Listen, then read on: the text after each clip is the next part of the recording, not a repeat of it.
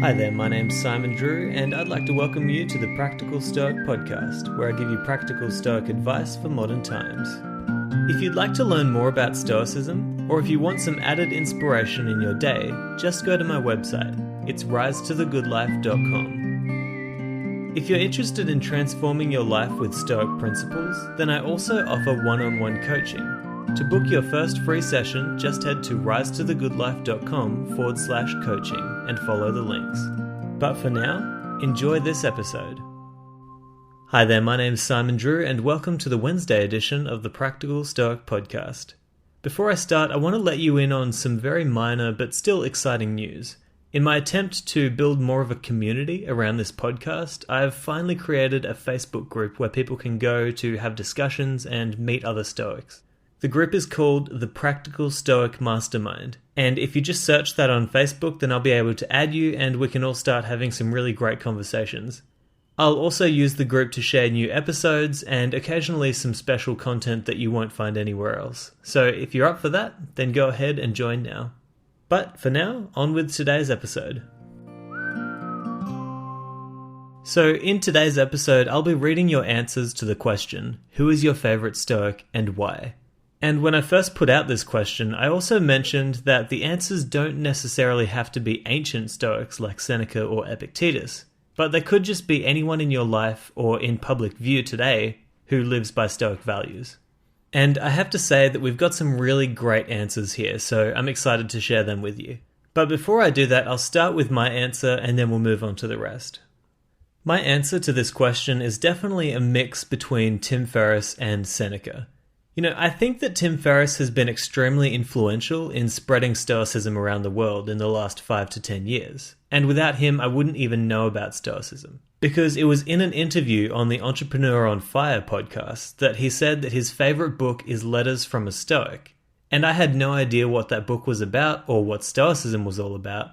But because it was Tim's favorite book, I had to buy it. And so I did. And I was absolutely hooked. Which leads me to my other choice, Seneca.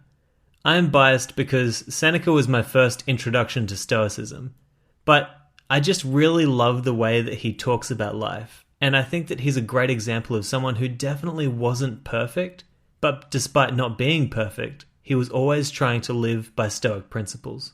He was extremely successful in most areas of his life, but at the same time he knew that it could all be taken away at any moment. And so he took this philosophy very seriously.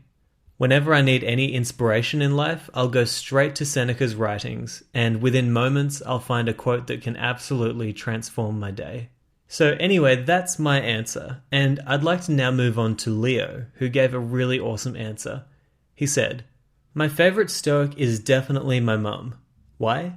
Because she migrated from Italy to Australia at age 19 without her family. She got married at 21 and had me, so she had to run a household and hold down a job. She sponsored my grandmother, uncle and aunt to move here 2 years later, and they moved in with us. She had 4 children, ran a business, and looked after my grandma who had a stroke. She is battling with cancer, looking after my sister and her kids and dad, and is still philosophical. She's never complaining, but just playing the hand that she was dealt. She represents hope in the face of adversity. This is a role model for me. I haven't gone through a fraction of what she has gone through, so I never complain while I look up to her as my role model." So thank you so much for that, Leo. I really appreciate that heartfelt answer. This is a perfect example of how you don't need to be rich and famous to be extremely influential in the world. There is definitely something to be said about living a simple life and being the best person who you can be. By just setting a really good example to the people in your life, you can absolutely change the world, as I'm sure Leo would confirm. Leo, your mum sounds like an amazing person, so thanks again for sharing that. Next, we have a response from Karen. She said, "My favorite Stoic is my long-term friend and therapist, Dr. Richard Madden. He has been helping me with great ways to think for the past 20 years. When I was in the hospital this last spring, he gave me a copy of A Guide to the Good Life by William Irvine. It really helped me to deal with what I was up against, and that started my more serious inquiry into Stoicism. Rick offered me an interesting way to question my own thoughts through rational emotive behavior therapy and cognitive behavioral therapy. These skills have given me the tools to deal with whatever life has thrown in my path without having to suffer the ill effects of mental anguish. For that, I will be forever grateful.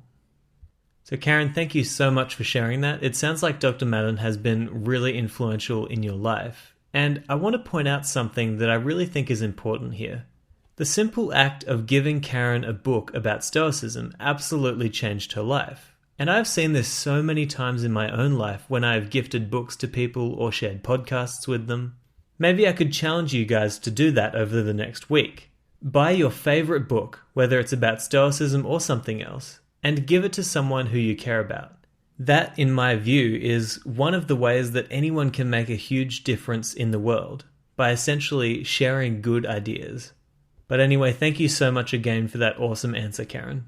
So next we have an answer from Daniel. He said, I would like to give a brief answer, even though I cannot say for sure who my favorite Stoic is as yet. That being said, I am a big fan of Tim Ferriss. Listening to his podcast led me to Stoicism. He is a guy who is very rich and successful and yet still practices Stoic principles, like practicing poverty on a regular basis to instill gratitude and prepare for the worst. He also notes possible worst-case scenarios in advance to then note possible reactions and remedies. This is done to reduce anxiety and stress. Therefore, he applies Stoic principles to modern life and informs us about how we can do the same. Thanks, Daniel. I completely agree that Tim Ferriss has really been successful not only in sharing the principles of Stoicism, but also in living them. He's really a great example of someone who walks the talk, and if you haven't already seen his last TED Talk, then do yourself a favor and click on the link in the show notes. It's an absolute life changer. Next, we have an answer from Lewis, who says, my favorite Stoic would be Epictetus, and that may be a function of the translations of his writings that I was exposed to. I think Epictetus keeps things simple and focuses on key principles in Stoicism that drive the others. Marcus Aurelius would be a very close second.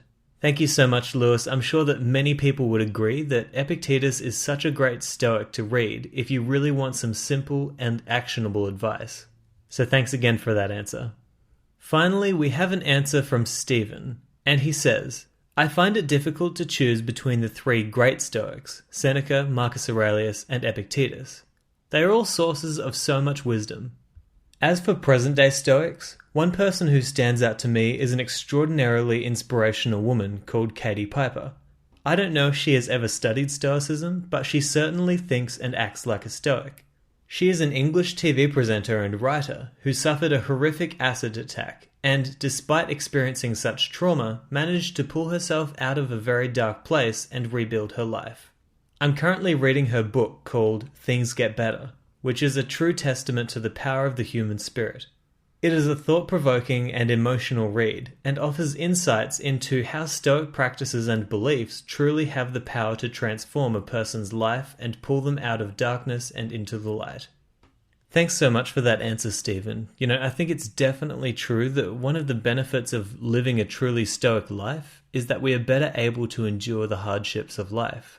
And after reading a bit about Katie Piper online, I can definitely see how she would be a Stoic in many ways. As I always say, Stoicism is the ultimate philosophy for a well-lived life, and a massive part of that is learning to deal with potentially horrific circumstances. So thanks again for that great answer, Stephen. And that concludes our answers for this week. Thank you so much to all of you who answered the question, and it's great to see some regulars answering again. If you do want to contribute next week, then just go to my website and subscribe to my mailing list. Or alternatively, you can join the Facebook group called the Practical Stoic Mastermind, and I'll be posting next week's question there as well. And what is next week's question? It's, which Stoic principle or practice do you struggle with the most, and why? Now, this is a bit of a deeper question, but I do hope that we get some answers, because if there's something that you're struggling with, then I can guarantee that there will be other Stoics struggling with that same principle. So your answer could be very helpful. So I hope to hear from you, but until then, I hope that this episode has helped you on your rise to the good life. Ciao. Thank you so much for listening to this episode of the Practical Stoic Podcast. I hope that you've gotten a lot of value out of it, and I hope that it helps you to live a better life. If you have enjoyed the podcast, then don't forget to subscribe so that you'll be the first to know when there are new episodes. If you really love the podcast, then I would appreciate a positive review, whether that's on iTunes, Stitcher, Google Play, or wherever else you listen. Don't forget that if you're interested in one-on-one Stoic coaching, then you can head to risetothegoodlife.com/coaching to book your first free session today.